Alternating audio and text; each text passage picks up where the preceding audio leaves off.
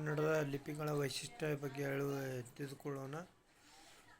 ಕನ್ನಡದ ಲಿಪಿಗಳು ಮೊದಲು ಆರಂಭವಾಗಿದ್ದೇ ಮೌರ್ಯರ ಕಾಲ ಅಂದರೆ ಅಶೋಕನ ಕಾಲದಿಂದ. ನಂತರ ಹಲವಾರು ರಾಜಮನೆತನಗಳ ಕಾಲದಲ್ಲಿ ಕನ್ನಡದ ಪ್ರತಿಯೊಂದು ಅಕ್ಷರವು ಮತ್ತು ಲಿಪಿಯು ತುಂಬ ಅಂದವಾಗಿ ಚಂದವಾಗಿ ಮೂಡಲು ಆರಂಭಿಸಿತು. ಶತಮಾನಗಳು ಉರುಳಿದಂತೆ ಪರಿಪೂರ್ಣದತ್ತ ಸಾಗಿತು. ಕನ್ನಡದ ಲಿಪಿಗಳನ್ನು ನೋಡಿದ ಮಹಾರಾಷ್ಟ್ರದ ಮಹಾನ್ ನಾಯಕರಾದ ರಾಷ್ಟ್ರಪ್ರೇಮಿಗಳಾದ ಮಹಾರಾಷ್ಟ್ರದ ನಾಯಕರೂ ಆದಂಥ ಆಚಾರ್ಯ ವಿನೋಬಾ ಭಾವೆ ಅವರು ಕನ್ನಡದ ಲಿಪಿಗಳನ್ನು ವಿಶ್ವದ ಎಲ್ಲ ಲಿಪಿಗಳ ರಾಣಿ ಎಂದು ಕರೆದಿದ್ದಾರೆ. ಮತ್ತು ಕನ್ನಡಕ್ಕೆ ತನ್ನದೇ ಆದ ಅಂಕೆ ಸಂಖ್ಯೆಗಳಿವೆ.